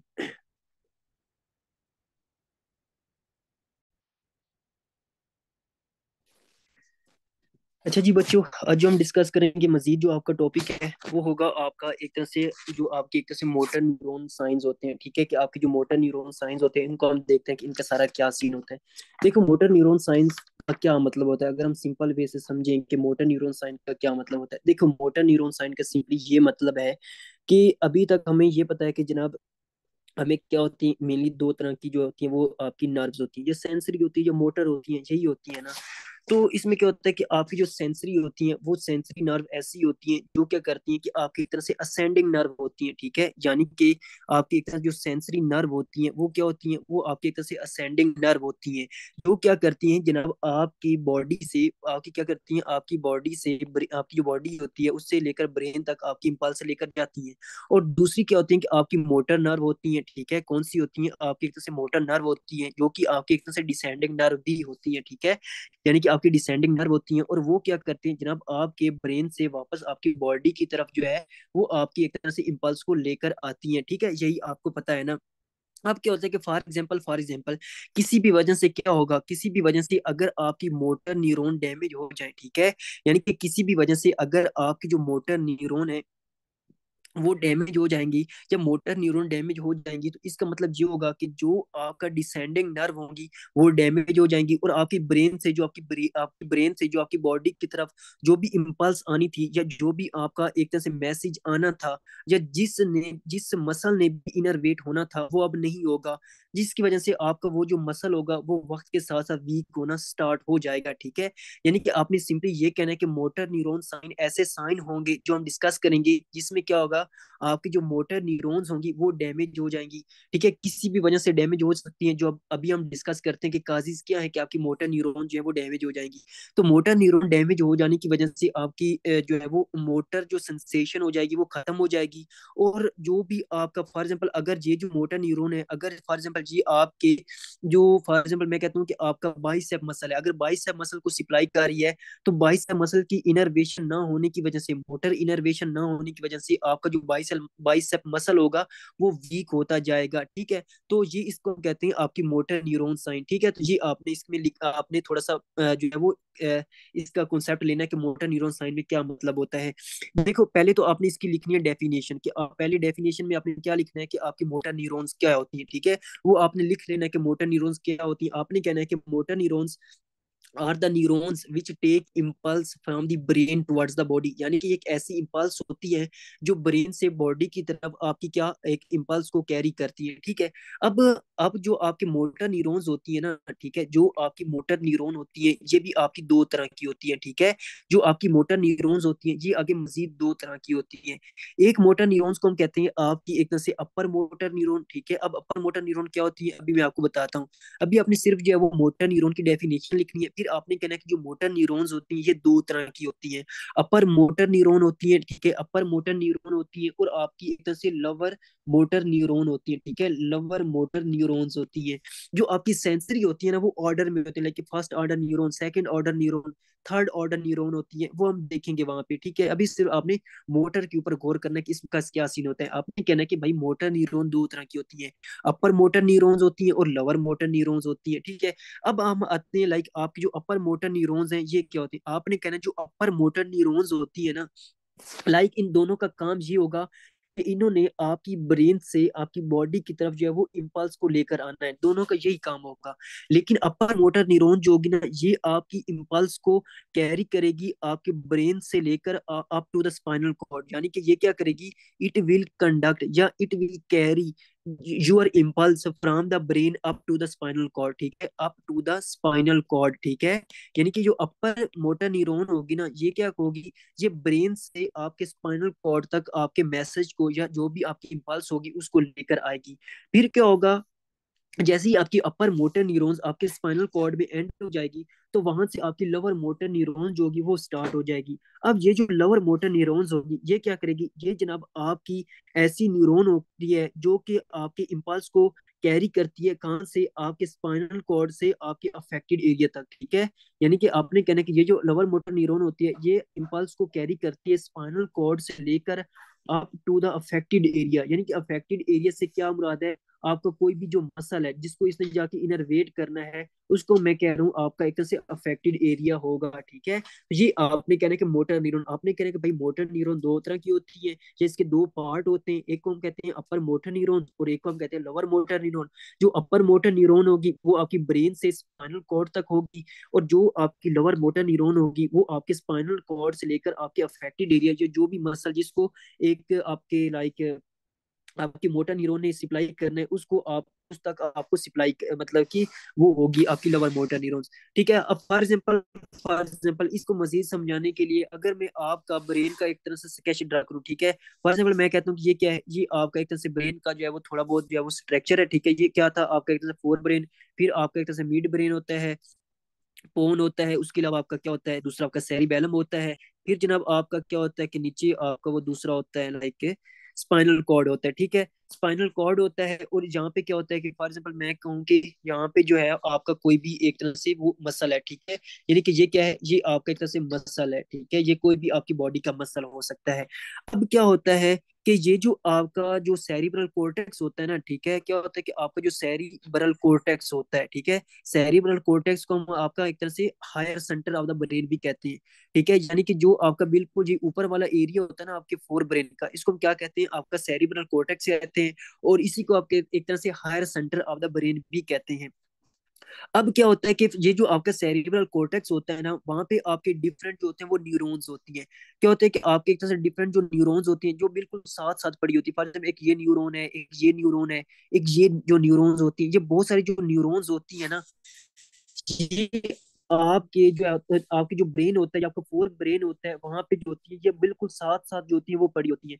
अब क्या होता है कि ये जो आपकी न्यूरॉन्स होती है इससे आपके क्या होता है, ये मजीद आगे एक्सटेंड करती है, यानी कि इसमें एक्सोन निकलते हैं, ये सारी चीजें होती हैं। अभी सिर्फ आपने जो है वो सिंपली ये समझना है, ये सारा कॉन्सेप्ट मैं आपको बताऊंगा ग्रे मैटर का, आपका जो है वो आपका सेल बॉडी का, ये सारी चीजें दोबारा रिपीट होंगी, ठीक है। अभी सिर्फ आपने ये समझना है कि क्या होता है कि जो आपके न्यूरॉन्स होते हैं, फॉर एग्जाम्पल एक ये न्यूरॉन है, ठीक है, ये वहां से ये आप आगे एक्सटेंड करेगा, ये जो न्यूरॉन होगा ये वहां से एक्सटेंड करेगा, ये वाला न्यूरॉन इस तरह आगे आएगा, आगे आएगा, फिर ये क्या करेंगे, ये सारे जो न्यूरॉन्स होंगे ना, ये एक जगह के ऊपर इकट्ठे हो जाएंगे। जब ये इकट्ठे हो जाएंगे तो ये मतलब कि इकट्ठे होके आगे की तरफ जो है वो प्रोसीड करेंगे, आगे की तरफ जो है वो मूव करेंगे। फिर ये जो होंगे ना ये इस तरह आगे की तरफ जो चलते जाएंगे, और ये आपके एक तरह स्पाइनल कॉर्ड के स्पाइनल कॉर्ड तक आके एक तरह से एंड हो जाएंगे, ठीक है। यानी कि क्या होगा कि आपको जो सेरिब्रल कॉर्टेक्स होगा, सेरिब्रल कॉर्टेक्स में बहुत सारे न्यूरॉन्स पड़े होते हैं, वो जो न्यूरॉन्स होते हैं वो मिलते हैं और एक ही जनाब आपका न्यूरॉन्स बना लेते हैं, ठीक है। यानी कि इसको हम कहते हैं अब जब combination of the axon with the CNS, इसको हम ट्रैक कहते हैं, इसको हम पढ़ेंगे। सिर्फ आपने सिंपली ये समझना है कि आपका होता कुछ यूं है कि सेरेब्रल कॉर्टेक्स से बहुत सारे न्यूरॉन्स जो होती हैं वो इकट्ठे होते हैं, फिर वो क्या करते हैं आगे आके आपके ब्रेन के अंदर जो होते हैं वो एक ही लाइक न्यूरॉन के अंदर एक ही, यानी कि एक दूसरे में मर्ज हो जाते हैं, इकट्ठे हो जाते हैं। जब वो इकट्ठे हो जाते हैं तो फिर ये क्या करते हैं, आके स्पाइनल कॉर्ड तक जो होते हैं वो एंड हो जाते हैं। जैसे स्पाइनल कॉर्ड तक एंड हो जाते हैं ना, तो फिर क्या होता है कि यहाँ से जो है वो दूसरी एक तरह से लाइक आपकी जो एक तरह से जो न्यूरॉन्स होते हैं वो स्टार्ट हो जाते हैं, जहाँ से जो है वो दूसरे न्यूरॉन्स जो होते हैं वो स्टार्ट हो जाते हैं। ये जो न्यूरॉन्स होते हैं ये इससे मैसेज पकड़ते हैं और आपका जो मसल होता है उसको जाके स्टिमुलेट कर देते हैं, उस तक आपका जो मैसेज होता है उसको पहुंचा देते हैं, ठीक है। यानी कि इस तरह आपका सारा सीन चल रहा होता है इसके अंदर, इस तरह।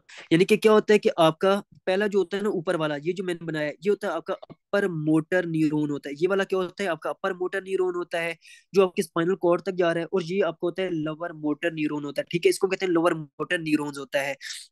अब क्या होता है कि याद रखें कि जो आपका अपर मोटर न्यूरॉन्स होता है ना वो आपका तकरीबन 80 to 90% जो होता है ना, 80 to 90% आपके लोअर मोटर न्यूरॉन्स को कंट्रोल कर रहा होता है। यानी कि क्या मतलब आपके लोअर मोटर न्यूरॉन को कंट्रोल कर होता है, देखो नॉर्मल फिजियोलॉजी में जो होता है ना आपका जो लोअर मोटर न्यूरॉन्स होता है ये आपके मसल को इनर्वेट तो कर रहा होता है, लेकिन उसका लोअर मोटर न्यूरॉन्स का जो कंट्रोल होता है, जो मतलब कि एक कंट्रोल होता है, चेक एंड बैलेंस होता है, वो आपके 80 to 90% आपके अपर मोटर न्यूरॉन्स के पास होता है। यानी कि अपर मोटर न्यूरॉन जो होता है वो हेड होता है, यानी कि वो सरबराह होता है लोअर मोटर न्यूरॉन्स का।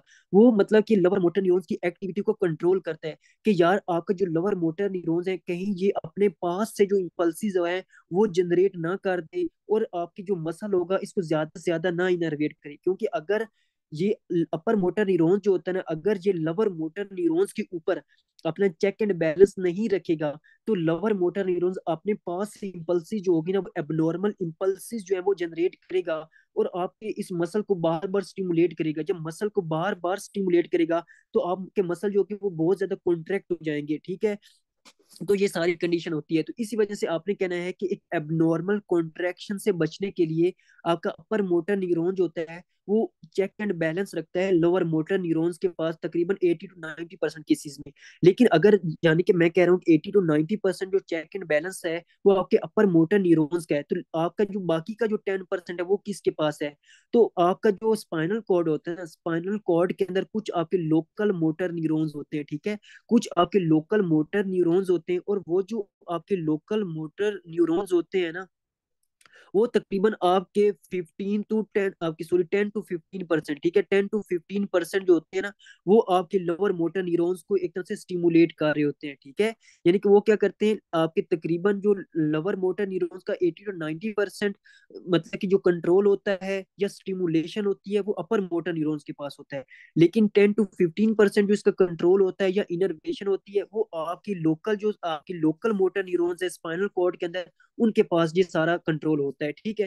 तो ये आपका सारा लाइक सिनेरियो होता है, ठीक है। अब आपको यहाँ तक ये सारी कंडीशन पता चल गई। अब मतलब कि अगर मैं कहूँ कि फॉर एग्जांपल किसी वजह से क्या होगा कि आपका अपर मोटर न्यूरॉन्स डैमेज हो जाए, यानी कि अपर मोटर न्यूरॉन्स डैमेज हो जाए। अगर मैं यहाँ पे आपको लिखवा दूं कि आपकी जो अपर मोटर न्यूरॉन्स है वो कौन कौन सी कंडीशन में डैमेज हो जाएंगी, आपने याद रखना है कि फॉर एग्जांपल आपको क्या होता है, ब्रेन में कोई ना कोई स्ट्रोक होता है, ठीक है, कोई ना कोई स्ट्रोक होता है, उसमें आपकी अपर मोटर न्यूरॉन डैमेज हो सकती है, कोई ना कोई ब्रेन का ट्यूमर हो सकता है, ठीक है, कोई ना कोई आपका एक तरह से ब्रेन का ट्यूमर हो सकता है, उसकी वजह से आपकी अपर मोटर न्यूरॉन डैमेज हो सकती है। आपको एक तरह से हाइड्रोसेफलस हो सकता है, क्या हो सकता है, आपको एक तरह से हाइड्रोसेफलस हो सकता है, उसकी वजह से आपको क्या हो सकता है, अपर मोटर न्यूरॉन डैमेज हो जाएगी। जब आपकी अपर मोटर न्यूरॉन डैमेज हो जाएगी तो अब मुझे ये बताएं कि जो आपकी लोअर मोटर न्यूरॉन्स है इसके ऊपर तो अपर मोटर न्यूरॉन्स का कंट्रोल खत्म हो चुका है। अब जब आपके अपर मोटर न्यूरॉन ही डैमेज हो गई है, जब आपका जो है सरबराही जो हेड है घर का वो ही खत्म हो गया है, तो जो बच्चे लोग होंगे, यानी कि जो बच्चा पार्टी होगी, यानी कि जो लोअर मोटर न्यूरॉन्स होंगे जनाब, वो एबनॉर्मल हरकतें करना स्टार्ट कर देंगे, वो अपने पास से इम्पल्सिस जो है वो जनरेट करना स्टार्ट कर देंगे, यानी कि बहुत ज्यादा इम्पल्सिस जनरेट करना स्टार्ट कर देंगे और आपके मसल की बहुत ज्यादा कॉन्ट्रेक्शन करवा देंगे, ठीक है, ये आपने समझना है। यानी कि अपर मोटर न्यूरॉन्स की जो है वो लीजन कौन कौन सी होती है, स्ट्रोक, ब्रेन ट्यूमर और हाइड्रोसेफलस, जी आपने याद रखना है। फिर आपने कहना है कि फॉर एग्जांपल आपका फॉर एग्जांपल क्या हो कि आपका लोअर मोटर न्यूरॉन्स डैमेज हो जाए, जब आपकी लोअर मोटर न्यूरॉन्स ही डैमेज हो जाएंगी तो अब क्या होगा कि अब पहले तो अब लोअर मोटर न्यूरॉन सही काम कर रहा था, देखो अपर मोटर न्यूरॉन्स की लीन हुई थी पहले, लेकिन आपके लोअर मोटर न्यूरॉन सही काम कर रहा था और वो आपके मसल की बहुत ज्यादा कॉन्ट्रेक्शन करवा रहा था क्योंकि चेक एंड बैलेंस खत्म हो चुका था। अब फॉर एग्जांपल आपके लोअर मोटर न्यूरॉन्स की डैमेज हो गया, जब लोअर मोटर न्यूरॉन्स ही डैमेज हो गया है तो ये अब आपके मसल को जो है वो प्रॉपर स्टिमुलेट नहीं कर सकेगा, जब मसल को स्टिमुलेट नहीं कर सकेगा तो आपके मसल का जो रिफ्लेक्सेस होंगे या कॉन्ट्रैक्शन हो जाएगी वो अब कम हो जाएगी, ठीक है। यानी कि ऊपर जो अगर आपको अपर मोटर न्यूरॉन्स लियन होगी तो आपके जो मसल होगी इसकी कॉन्ट्रैक्शन बहुत ज्यादा होगी, लेकिन लोअर मोटर न्यूरॉन डैमेज होगी तो आपका जो एक तरह से मसल की जो कॉन्ट्रैक्शन होगी वो बिल्कुल खत्म हो जाएगी, ठीक है। ये कंडीशन मैं आपको क्यों बता रहा हूँ बार बार, क्योंकि ये अभी आपके जो टेबल आएगा इसके ऊपर आपको समझना आसान होगा, ठीक है। तो ये सारी कंडीशन आपने कहनी है। अब आती है लाइक आपकी जो लोअर मोटर न्यूरॉन्स है ये कब कब डैमेज होता है, यानी कौन सी ऐसी कंडीशन है जिसमें आपका लोअर मोटर न्यूरॉन डैमेज होता है। याद रखो आपका पोलियो, ठीक है, अब अभी हम पढ़ेंगे, यानी कि कल या परसों आपका पोलियो, यानी कि आपको पोलियो मोलाइटस होता है, जो आपको पोलियो होता है, ठीक है, पोलियो में भी आपको पता है कि आपके जो पेशेंट होते हैं वो काफी पैरालाइज हो जाते हैं, ठीक है। तो उसमें क्या होता है कि जो पोलियो होता है वो लोअर मोटर न्यूरॉन्स को डैमेज करता है, पोलियो मलाइटिस आपने सुना होगा, तो पोलियो आपके लोअर मोटर न्यूरॉन्स को डैमेज करता है। और उसके अलावा आपका बोटुलिनम टॉक्सिन, ठीक है, जो आपका बोटुलिनम टॉक्सिन होता है, ये बोटुलिनम टॉक्सिन जो होता है ये भी आपके लोअर मोटर न्यूरॉन्स को डैमेज करता है। बोटुलिनम टॉक्सिन कैसे करता है, एक तो मैंने इसको फार्मा में भी पढ़ाया था और दूसरी जो है वो आपकी माइक्रोबायोलॉजी में इसका कॉन्सेप्ट है कि बोटुलिनम टॉक्सिन कैसे काम करता है। सिर्फ आपने याद रखने के बोटुलिनम टॉक्सिन जो होता है वो आपके लोअर मोटर न्यूरॉन्स को डैमेज करता है, ठीक है। तो ये आपको सारी कंडीशन पता चल गई होगी, इसमें सारा ये सीन होता है।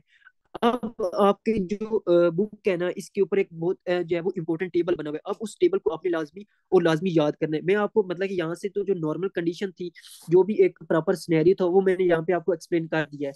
अब आपने यही जो सारी चीजें अपने माइंड के ऊपर अपने माइंड में रखनी है और ये जो टेबल है इसको सॉल्व करने की कोशिश करनी है। देखो, अब आपको ये सारी जो चीजें है ना वो समझना आसान होनी चाहिए, ये नो कि जनाब आप कंफ्यूज हो रहे हो।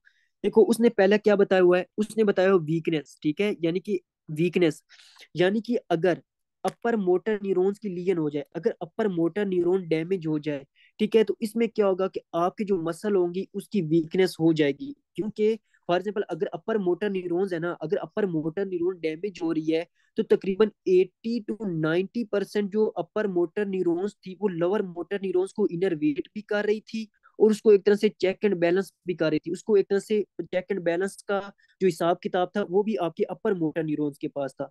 अगर आपकी अपर मोटर न्यूरॉन डैमेज हो जाएगी, तो आपकी जो मसल होगी इसकी तो एक तो इनर्वेशन कम हो जाएगी। जब इसकी इनर्वेशन कम होगी तो आपका जो मसल होगा वो वीक होगा, यानी कि अपर मोटर न्यूरॉन्स के लिए होने की वजह से आपका जो मसल होगा वो वीक होगा, यानी कि इसमें मतलब कि जो वीकनेस होगी वो पॉजिटिव होगी, वीकनेस मौजूद होगी आपके मसल के अंदर।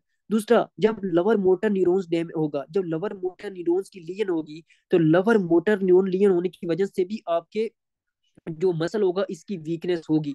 या सिर्फ आपने यहाँ पे जो, अगर लवर मोटर न्यूरॉन डैमेज होगी तो वीकनेस बहुत ज्यादा होगी, ठीक है। अगर आप थोड़ा सा मजीद स्पेसिफाई करें कि अगर लवर मोटर न्यूरॉन डैमेज होगी तो जो वीकनेस होगी ना आपके मसल की वो थोड़ी सी ज्यादा होगी as compare to upper motor neurons. लेकिन जो वीकनेस होगी वो दोनों में मौजूद होगी, दोनों में पॉजिटिव होगी, चाहे अपर मोटर न्यूरॉन्स की लिए है या लोअर मोटर न्यूरॉन्स की लिए है, ठीक है। ये आपने समझना है। सबसे इंपॉर्टेंट जो चीज होती है वो होती है आपकी एट्रोफी के ऊपर, कि एट्रोफी में क्या होता है, वीकनेस दोनों में है, आपका मसल जो होगा वो दोनों कंडीशन में वीक हो जाएगा, क्योंकि उसकी इनर्वेशन जो होगी वो कम होगी। अब एट्रोफी का ये मतलब होता है, एट्रोफी का ये मतलब होता है कि आपका जो मसल है ना, वो मसल बिल्कुल वीक हो चुका है, यानी कि मसल का जो साइज है वो कम हो चुका है। जो मसल का जो साइज है वो बिल्कुल कम हो चुका है, यानी कि मसल जो है वो सुकड़ चुका है। यानी कि अब देखिए, फॉर एग्जाम्पल आपको अपर मोटर न्यूरॉन्स की लीजन होती है, ठीक है, अपर मोटर न्यूरॉन्स की लीजन होती है, तो इसका मतलब ये हुआ, फॉर एग्जाम्पल अगर मैं यहाँ पे दोबारा जाता हूँ, ठीक है, अगर आपको क्या होती है, अगर आपको अपर मोटर न्यूरॉन्स की क्या होती है एक तरह से, अगर आपको एक अपर मोटर न्यूरॉन्स की लीजन होती है, जब आपको अपर मोटर न्यूरॉन्स की लीजन होगी, तो इसका मतलब ये होगा कि आपको जो लवर मोटर न्यूरॉन्स है, यानी कि जो लवर मोटर न्यूरॉन्स है, वो तो आपके मसल को तकरीबन कुछ ना कुछ तो स्टिमुलेट कर रहा है ना, यानी कि अपर मोटर न्यूरॉन्स की अब अभी सिर्फ लीजन हुई है, लवर मोटर न्यूरॉन सही काम कर रहा है। और लवर मोटर न्यूरॉन्स को तकरीबन 10 से 15% जो इनरवेट कर रहा है वो आपके लोकल मोटर न्यूरॉन्स है। तो इसका मतलब ये होगा कि जो एट्रोफी होगी, ठीक है, जो एट्रोफी होगी वो जनाब नहीं होगी, वो अब्सेंट होगी अगर आपको अपर मोटर न्यूरॉन्स की लीजन होगी। क्योंकि इस कंडीशन में आपके लोअर मोटर न्यूरॉन सही तरह काम कर रहे हैं, आपके मसल को सही तरह स्टिमुलेट कर रहे हैं, और आपका मसल कुछ ना कुछ काम कर रहा है। वीक वीक तो हो जाएगा, लेकिन बिल्कुल उसका साइज कम नहीं होगा, बिल्कुल वो सुकड़ नहीं जाएगा, उसकी एट्रोफी नहीं होगी। तो अपर मोटर न्यूरॉन्स में एट्रोफी नहीं होगी। हाँ, अलबत्ता अगर आपको लवर मोटर न्यूरॉन्स की एट्रोफी हो जाएगी, लवर मोटर न्यूरॉन्स में मसला बन जाएगा, जब लवर मोटर न्यूरॉन्स में मसला बन जाएगा, तो आपको जो 10 से 15% जो इनर्वेशन मिलनी थी आपके मसल को वो भी अब खत्म हो जाएगी। क्योंकि जो लोकल मोटर न्यूरॉन्स थे उन्होंने आपके लवर मोटर न्यूरॉन्स के थ्रू आपके मसल को स्टिमुलेट करना था। अब आपका जो लवर मोटर न्यूरॉन्स है ये डैमेज हो गई है, तो अब आपकी जो मसल को तकरीबन 10 से 15% जो इनर्वेशन मिल रही थी वो भी नहीं मिलेगी। तो अब आपको लोअर मोटर न्यूरॉन्स में जो एट्रोफी होगी वो आपको पॉजिटिव भी मिलेगी, ठीक है। तो इसमें आपने कंफ्यूज नहीं होना, अपर मोटर न्यूरॉन्स में एट्रोफी अब्सेंट होगी, वीकनेस मौजूद होगी लेकिन एट्रोफी अब्सेंट होगी, एट्रोफी नहीं होगी। लोअर मोटर न्यूरॉन्स में वीकनेस तो होगी, लेकिन लोअर मोटर न्यूरॉन्स में आपको एट्रोफी भी हो जाएगी, क्योंकि अब आपके मसल को जो 10 से 15% इनर्वेशन मिलनी थी वो भी नहीं मिलेगी, ठीक है। तो उसने ये लिखा हुआ है कि आपके अपर मोटर न्यूरॉन्स में, ठीक है, यानी कि आपके जो अपर मोटर न्यूरॉन्स होगी उसमें एट्रोफी अब्सेंट होगी, एट्रोफी नहीं होगी। हाँ, लोअर मोटर न्यूरॉन्स में मसला होगा तो आपको एट्रोफी मिलेगी, ठीक है। तो ये आपने याद रखना है। दूसरा, फेसिकुलेशन क्या होता है, इसको अभी हम पढ़ते हैं, जैसे हम बबिन की साइन पढ़ेंगे ना उसमें आपके फेसिकुलेशन आएगा। आपने सिर्फ यहाँ आ जाना है रिफ्लेक्सेस के ऊपर कि आपके रिफ्लेक्सेस का क्या सीन होता है, ठीक है। देखो, आपके जो रिफ्लेक्सेस होते हैं ना, यानी कि जो आपका मसल होता है वो कितना कॉन्ट्रैक्ट होता है, रिफ्लेक्सेस हम पढ़ चुके हैं ना कि आपके जो रिफ्लेक्सेस होते हैं वो क्या होते हैं, कि जो आपका जो मसल्स होता है उसको अगर हम थोड़ा सा भी टच करें तो वो कितना मतलब कि कॉन्ट्रैक्ट होता है या कितना वो मूवमेंट शो करता है। अब देखिए, अपर मोटर न्यूरॉन जो है उनकी लीन हो चुकी है, अपर मोटर न्यूरॉन जो है वो डैमेज हो चुकी है। जब अपर मोटर न्यूरॉन्स डैमेज हो चुके हैं तो अब आप इधर आए दोबारा। अब आपका क्या होगा कि आपके अपर मोटर न्यूरॉन्स डैमेज हो चुके हैं, तो अब आपकी जो लोअर मोटर न्यूरॉन्स है वो अपने पास से बहुत ज्यादा इंपल्सिस जो है वो जनरेट करेंगे, अपने पास से इंपल्सिस जो होगी वो जनरेट करना स्टार्ट कर देंगे, और वो आपके मसल को बहुत ज्यादा कॉन्ट्रैक्ट करवाएंगे, जिसकी वजह से आपको क्या मिलेगा, आपको एक तरह से हाइपर रिफ्लेक्सिया मिलेगा। ठीक है, यानी कि अपर मोटर न्यूरॉन्स डैमेज होने की वजह से, अपर मोटर न्यूरॉन डैमेज होने की वजह से लोअर मोटर न्यूरॉन्स बहुत ज्यादा एबनॉर्मल इंपल्सिस जनरेट करेंगे और बार बार आपके मसल को स्टिमुलेट करेंगे, जिसकी वजह से आपको रिफ्लेक्सेस ज्यादा हो जाएंगे, जिसको हम कहते हैं हाइपर रिफ्लेक्सिया।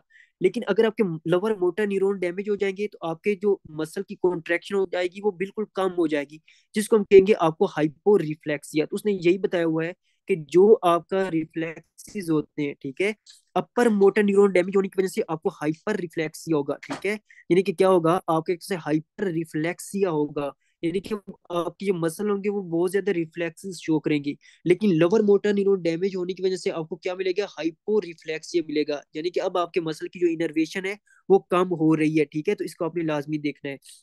दूसरा टोन, यानी कि मसल की कॉन्ट्रैक्शन, इसी से आपने रिफ्लेक्स से ये समझना है कि टोन क्या होती है, यानी कि मसल की कॉन्ट्रैक्शन। देखो अपर मोटर न्यूरॉन डैमेज होंगी तो आपके जो लोअर मोटर न्यूरॉन्स है वो आपके मसल को बहुत ज्यादा स्टिमुलेट करेंगे, जब बहुत ज्यादा स्टिमुलेट करेंगे तो आपके मसल की बहुत ज्यादा कॉन्ट्रैक्शन होगी, यानी कि आपको हाइपरटोनिक हो जाएगा, यानी कि आपको हाइपरटोनिया मिलेगा, हाइपरटोनिक कॉन्ट्रैक्शन होगी। ठीक है, तो ये आपने इसमें देखना है। और दूसरे में लोअर मोटर न्यूरॉन्स होगी तो आपके मसल की इनर्वेशन खत्म हो जाएगी, आपको हाइपोटोनिया मिलेगा। ठीक है, दूसरा क्या होता है, बबिन्स्की साइन, बबिन्स्की साइन और आपका जो होता है ना फेसिकुलेशन, इसका मतलब सिर्फ आपने सिंपली ये समझना है कि मसल की ट्विचिंग, यानी कि मसल की एक तरह से कॉन्ट्रैक्शन। बबिन्स्की साइन क्या होता है, ये हम पीडियाट्रिक्स में पढ़ेंगे, जब हम वहाँ पे आपके न्यूनेटल रिफ्लेक्सेस पढ़ेंगे ना दोबारा, तो वहां पे आता है। तो आपने सिर्फ ये समझना है कि आपकी फेसिकुलेशन और आपकी जो बबिन्स्की साइन होता है, इसका मतलब होता है मसल की ट्विचिंग, यानी कि मसल की कॉन्ट्रैक्शन। अब देखें, अब क्या होगा कि आपकी अपर मोटर न्यूरॉन्स की लीन है, जब अपर मोटर न्यूरॉन्स की लीन है तो अब आपकी जो मसल की जो कॉन्ट्रैक्शन है वो बहुत ज्यादा होगी, तो इसमें मसल की कॉन्ट्रैक्शन पॉजिटिव होगी। लेकिन लोअर मोटर न्यूरॉन डैमेज होने की वजह से आपको क्या होगा कि मसल की कॉन्ट्रैक्शन बिल्कुल खत्म हो जाएगी, यानी कि मसल की इनर्वेशन बिल्कुल खत्म हो जाएगी और आपको मसल की कॉन्ट्रैक्शन नहीं मिलेगी। ठीक है, दूसरा यहाँ पे होता है आपका स्पास्टिक पैरासिस, आपका क्या होता है आपके स्पास्टिक पैरिसिस। देखिए स्पास्टिक पैरिसिस का क्या मतलब होता है कि आपके मसल का स्पाज्म हो जाना। ठीक है, यानी कि आपके मसल का क्या हो जाना, स्पाज्म हो जाना, यानी कि मसल का बहुत ज्यादा कॉन्ट्रैक्ट हो जाना। ठीक है, मसल का बहुत ज्यादा क्या हो जाना, कॉन्ट्रैक्ट हो जाना। अब देखो इसमें क्या हो रहा है कि आप अगर आपको अपर मोटर न्यूरॉन लियन है तो आपके मसल बहुत ज्यादा कॉन्ट्रैक्ट होंगे, यानी कि आपको जो स्पास्टिक पैरासिस होगा वो पॉजिटिव मिलेगी। ठीक है, अब आपकी जो लोअर मोटर न्यूरॉन होंगे उनमें स्पास्टिक पैरासिस क्या मिलेगी, नेगेटिव मिलेगी, क्योंकि अब आपके मसल को जो इनर्वेशन है वो नहीं मिल रही। ठीक है, तो आपने कहना कि स्पास्टिक पैरासिस यानी कि आपके मसल का बहुत ज्यादा कॉन्ट्रैक्ट हो जाना, ठीक है, उनका स्पाज्म हो जाना, अपर मोटर न्यूरॉन्स में पॉजिटिव मिलेगा, ठीक है, और लोअर मोटर न्यूरॉन्स में नेगेटिव मिलेगा।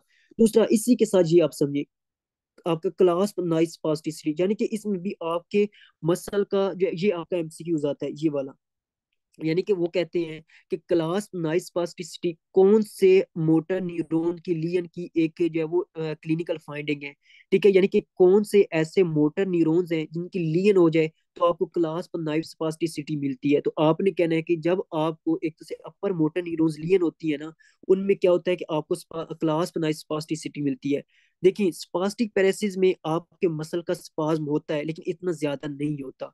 क्लास नाइट स्पास्टिसिटी एक ऐसी कंडीशन होती है जिसमें आपका मसल बहुत ज्यादा कॉन्ट्रैक्ट हो जाता है, उसका बहुत ज्यादा स्पाज्म हो जाता है। देखो इसमें आपने देखा होगा कि आप बचपन में चाकू जो है वो लेते थे, या अभी आपने देखा होगा कि जो किचन वगैरह होते हैं वो जो चाकू होते हैं ना वो कुछ इस तरह होते थे, यानी कि वो एक जो है वो मतलब कि आगे एक डिब्बे में पैक हो जाते थे, फिर जब हम उनको खोलते थे ना, वो मतलब कि जब इनिशियली हम उनको खोलना स्टार्ट करते थे ना, ओपन करना स्टार्ट करते थे, तो इनिशियली उनको ओपन करना बहुत मुश्किल होता था, ऐसे ही है ना, इनिशियली उनको ओपन करना मुश्किल होता था। लेकिन जैसे ही वो थोड़ा सा ऊपर आ जाते थे तो वो एकदम से जो है वो सीधे हो जाते थे, ऐसे ही है ना, एकदम से जो है वो खुल जाता था। यानी कि अगर आपको वो सारा सीन याद हो ना हो, मतलब कि जो भी आपने समझना है इसको लाजमी, क्योंकि ये इंपॉर्टेंट एमसीक्यूज है। जो आपका एक तरह से जो एक तरह चाकू होता था जिसमें क्या होता था कि जो उसका जहां से हम चीजें काटते हैं वो आपके उसके अंदर होता था, बॉक्स के अंदर होता था। ठीक है, लेकिन इनिशियली जब हम उस चाकू को जहाँ जिससे हमने चीजें काटना होती थी, जिसको हम अगर हम बाहर निकालना चाहें तो इनिशियली जो होता है उसको काफी जोर लगाना पड़ता है, ठीक है। इनिशियली बहुत मुश्किल से बाहर आता है, लेकिन जैसे ही वो थोड़ा सा बाहर आ जाता है तो वो एकदम से जो है वो सीधा हो जाता है, अपनी असल लोकेशन के ऊपर आ जाता है, ठीक है। सेम इसी तरह होता है, आपके अपर मोटर न्यूरॉन लियन होने की वजह से आपका जो मसल होगा ना वो इतना ज्यादा कॉन्ट्रैक्ट होगा। फॉर एग्जाम्पल अगर मैं कहूँ ना, आपका जो जो बाइसेप मसल है, ठीक है, जो आपका बाइसेप मसल है वो इतना ज्यादा कॉन्ट्रैक्ट हो जाएगा कि वो आपके फोर आर्म को क्या कर लेगा, फ्लेक्स कर लेगा, यानी कि जो आपका फोर आर्म होगा वो आपके शोल्डर के साथ जाके जो है वो अटैच हो जाएगा, क्योंकि आपके मसल बहुत ज्यादा कॉन्ट्रैक्ट कर रहा है। अब हम क्या करेंगे, अगर हम उस आपके फोर आर्म को नीचे लाने की कोशिश करें ना, अगर हम आपके फोर आर्म को नीचे लाने की कोशिश करेंगे, हम बहुत ज्यादा जोर लगाएंगे कि जनाब आपके फोर आर्म के ऊपर कि वो नीचे आ जाए। लेकिन इनिशियली जो उसके ऊपर हम बहुत ज्यादा जोर लगाएंगे कि वो थोड़ा बहुत वो नीचे आ जाए, लेकिन जैसे ही वो थोड़ा बहुत नीचे आ जाएगा ना तो वो एकदम से सीधा हो जाएगा, ठीक है। यानी कि वो आपका जो बाइसेप मसल का बहुत ज्यादा कॉन्ट्रैक्शन होने की वजह से आपका जो फोर आर्म है वो आपका बहुत ऊपर यानी कि बहुत ज्यादा फ्लेक्स हो चुका है। अब हमने क्या करना है, हम चाहते हैं कि उसको एक तरह रिलैक्स करवाएं, उसको सीधा स्ट्रेट करवाएं। तो पहले तो हम बहुत ज्यादा जोर लगाएंगे कि जनाब आपका कुछ ना कुछ जो मसल है उसकी मूवमेंट स्टार्ट हो। जैसे ही उसकी इनिशियली तो बहुत मुश्किल होगा, लेकिन थोड़ी सी भी अगर हम जो है वो थोड़ा सा भी जैसे वो रिलैक्स होगा तो वो एकदम से जो है वो स्ट्रेट हो जाएगा। तो इसको कहते हैं class knife spasticity. Class knife spasticity आपने इसको लाजमी करना, अगर किसी को नहीं समझ आ रही तो उसने दोबारा मुझसे पूछ लेना है। तो आपको अपर मोटर न्यूरॉन्स लियन में आपको क्लास नाइफ स्पास्टिसिटी मिलेगी, क्योंकि आपका जो लोअर मोटर न्यूरॉन्स है उसके ऊपर से कंट्रोल खत्म हो चुका है, वो अपने पास से इम्पल्स जो है वो जनरेट कर रहा है और आपके मसल को बहुत ज्यादा कॉन्ट्रैक्ट कर रहा है, ठीक है। तो आपने कहना कि लोअर मोटर न्यूरॉन डैमेज होगा तो उसमें नेगेटिव होगा, उसमें नहीं मिलेगा, तो अपर मोटर न्यूरॉन्स में मिलेगा। लेकिन फ्लैसिड जो पैरालिसिस होता है ना, ये अपोजिट होता है। फ्लैसिड पैरालिसिस में क्या होता है कि आपका जो मसल होता है ये बिल्कुल रिलैक्स हो जाता है, ठीक है।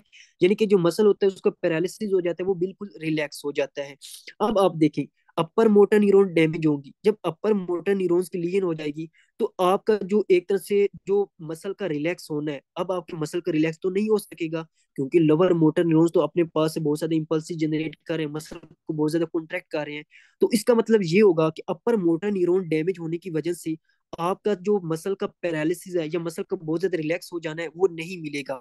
हाँ अलबत्ता लोअर मोटर न्यूरॉन डैमेज होगी, तो जब लोअर मोटर न्यूरॉन्स डैमेज हो जाएंगी ना तो आपके आपकी जो मसल होगी उसकी इनर्वेशन, उसको इनर्वेशन ही नहीं मिलेगी। जब उसको इनर्वेशन ही नहीं मिलेगी तो आपका जो मसल होगा वो बिल्कुल रिलैक्स हो जाएगा, क्योंकि वो प्रॉपर को जो है वो इनर्वेशन न होने की वजह से वो प्रॉपर कॉन्ट्रैक्ट ही नहीं कर रहा। ये होता है आपका फ्लैसिड पैरालिसिस। ये बहुत ही मुश्किल था लाइक आपको समझाना, ठीक है। अब मुझे ये बता दें, आपको समझ आ चुकी है? ये वाला टॉपिक बहुत ही मुश्किल था समझाना, अल्लाह करे आपको समझ आ जाए। अगर आपको समझ नहीं है तो आप मुझे जल्दी से बता दें ताकि मैं आपको दोबारा से समझा दूं।